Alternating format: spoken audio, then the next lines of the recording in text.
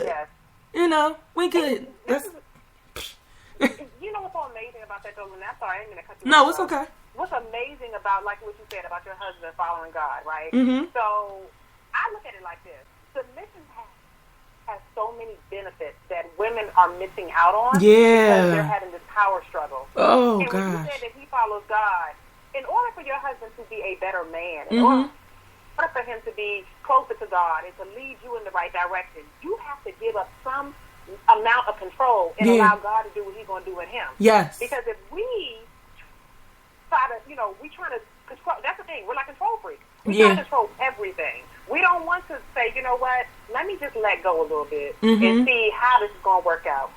Mm-hmm. If it doesn't work in our good, guess what? That's where the lessons come in. Right. You're not losing out. You're learning lessons together. You're growing. Right. So sometimes we miss that opportunity to allow God to grow us and to grow our husbands because we're trying to control the entire situation. Yes. We refuse to submit or to yield into what he's trying to teach us at the time. Yes. And you know what, too?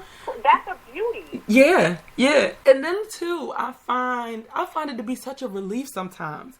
And it's like, so for so many years, I was a single parent. I was the one to make the decisions in my household. I was the one who had to think about, okay, what's for dinner? What time do we wake up? Do we do this or do we do that? I had to make all of the decisions, and then it's like, now here comes my husband. There was a battle within myself. Okay, Lynette, learn how to step back, and allow him to take over some of those things, and it's a relief because it's like, oh goodness, we get to share responsibilities. I can take my hands off of this and I know he got it. So it's a relief. But then, I also understand where some wives don't really quite get it yet, especially if you went through a period of being single. You went through being not in single as in no children and single as in maybe a single parent, because you were the ultimate decision maker. So it's hard to give over that responsibility, and you're scared to give over that responsibility, because in your head you might be saying, what if they don't make the right decisions, Of course, yes, right. So that's the beauty in it. Go ahead. In it, though. That's the beauty in letting go, because you're as a single woman, I get that. As an independent woman who is now about to attach her life, like you are on assignment, you're about to attach your life with this man, but that means giving up a little bit of yourself in a way. Yes. To allow both of y'all to grow. Yes. Not just you, but both of you are to grow. But that's where that trust comes in. You know, like, are you not trusting him? If you don't trust your husband, then you need to ask yourself, or the man that you're considering to be your husband. Right. If you don't trust him, that's what submission is. Right. Like, submission is power. Submission is peace. You talked about that. Yes. Like, the peace that surpasses all understanding. Yes. When I tell you I have so much peace because I'm not fighting against my husband's leadership. Yes. It doesn't mean that I'm just naive and I'm sitting here like, okay, well, whatever you want to do, baby. Right. That's the case. I'm using discernment in certain situations. And there have been times when he has led us correctly, and there have been times where he has made mistakes. Right. Isn't that supposed to happen? Yeah. Right. How else are you going to learn? I mean, yeah. So, and it's funny that you kind of brought the husbands into the conversation. Daniel just sent in something else. He said, men, even with the order, we still have to submit to our wives as well. It's a level of respect that your wives deserve, and that is so true. Because that kind of goes back to what I was saying earlier. As leaders, we both have to respect our roles. I have certain jobs just like my husband has certain jobs within the home.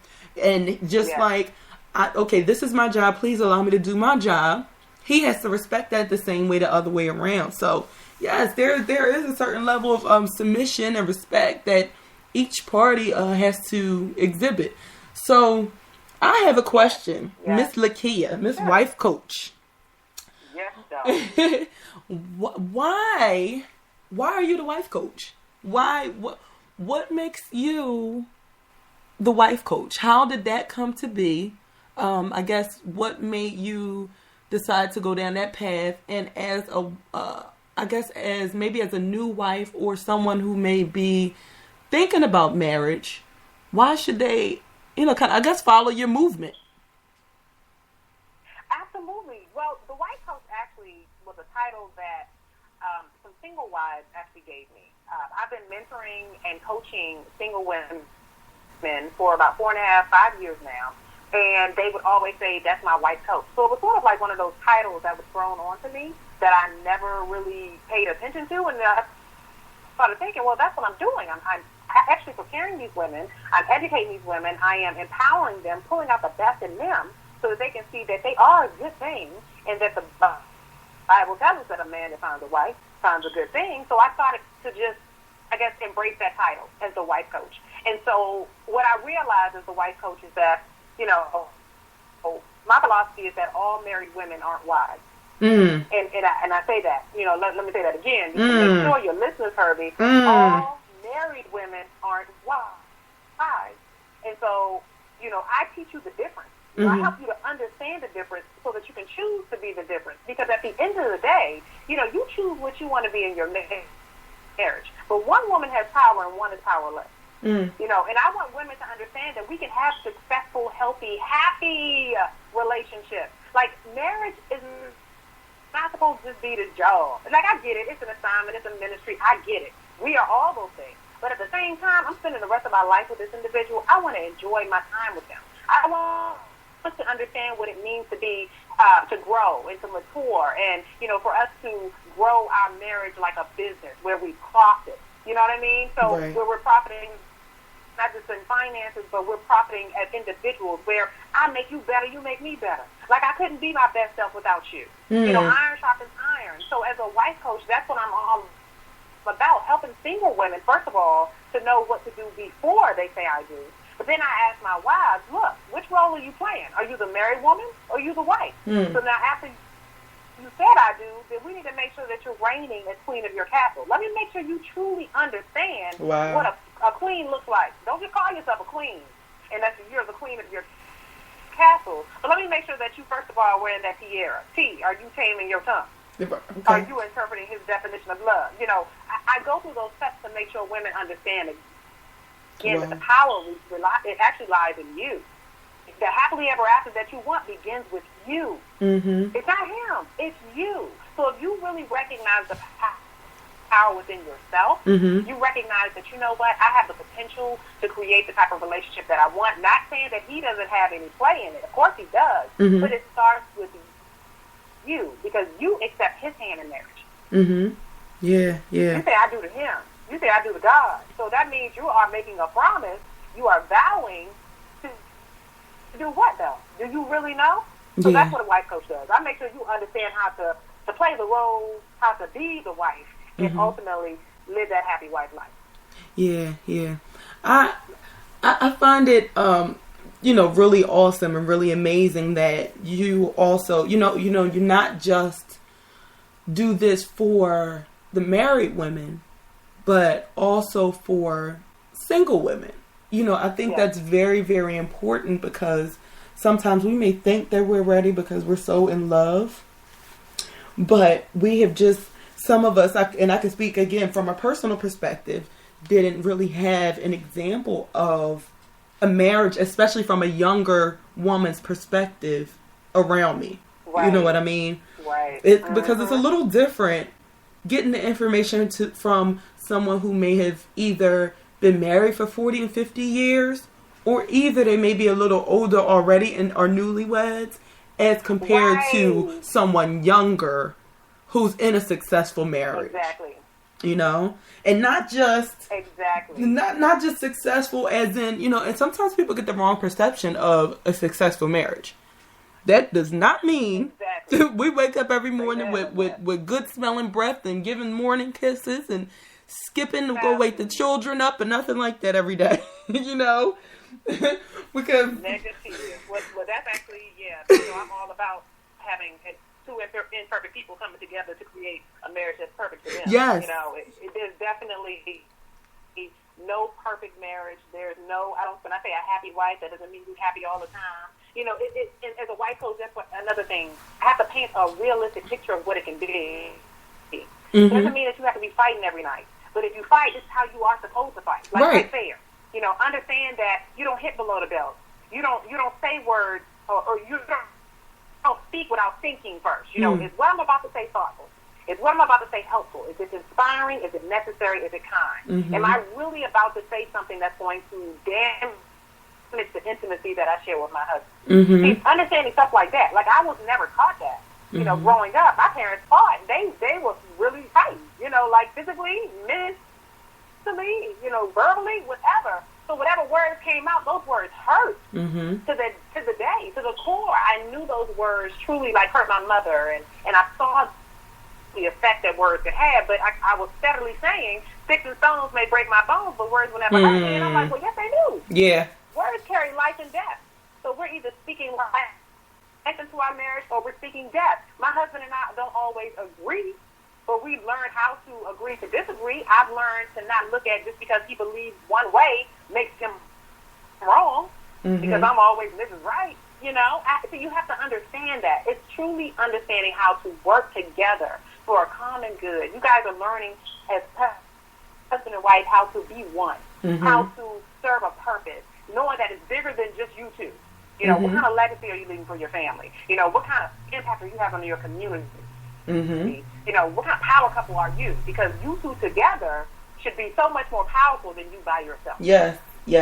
I definitely agree with that. And I love what you were talking about earlier as far as fighting fair, because you're going to fight. But in those fights, you have to be fighting for a solution and not fighting to be right, or not fighting to hurt the other person's feeling. You're fighting for that solution. So with that fighting, those real headstrong, I just have to be right type of people, or type of women. Question: how would you say men handle that? What do you think the best way for a man to kind of handle that strong, independent woman that, they see a wife in? Maybe, okay, I see this person as my wife, but I'm trying to, I guess maybe soften her up a little bit. How would you say a man should handle an independent woman? Wow, how a man should an independent woman. Well, I think he has to be very secure within himself, first and foremost. Because if he sees this woman who's independent, who has a strong head, on her shoulders, he has to be able to, it's sort of like an alpha female in a way. You have to be able to approach her, not be intimidated by her, understand that she's just a strong woman. There's nothing that she's actually doing that's necessarily wrong, because I honestly was that woman. Like, I was the independent woman. I got my own house, I got my own car, I got my own bank account, I got a career. I had all these things. So what you going to do for me kind of attitude, right? And so that actually was a great attitude to have when I was single, but not so much when I got married. So as a man, I think you have to understand that there's going to be a transition. Like, you have to be patient with the process. She's not going to just put down her independent hat and say, okay, leave me. There may be a struggle there. And I think you have to be prepared for that. There may be, you have to show her that she can trust you. And the only way that you can show a woman trust is through consistency and being a man of your word. Like, it's really simple. It's not this complex formula to this whole thing. It's like, really, if you're saying, okay, this is a woman that I want to marry, but I see that she's strong, she's independent, let me show her that I can be reliable. Let me show her that, you know what, she always has to go get her car washed or whatever. Let me start something simple as that. Let me go get a car wash for her. Or let me bring the car wash to her. Little stuff like that to show her that she can say, whew, I can rest a little bit. I can chill. Everything is not on me. This man really is showing me that he's trying to, open up and allow me to just be a woman, and relax and just, if he's showing me that he can lead me and that you see in those actions, I think ultimately she will soften up and allow you to. But she's still going to be headstrong. I mean, I still see that being a part of her. But I think the goal is for y'all not to be butting heads. Maybe some days she lead and some days you submit. I mean, like you said, it's a two-way street. We both are submitting to each other because we're one. So I think it's possible. I think it's definitely possible if he sees an independent woman, but he has to prove through his actions that he could ultimately be the one that leads. Okay. So I see you have some books out there. So tell me a little bit about them. How'd they come to be? I see the tiaras,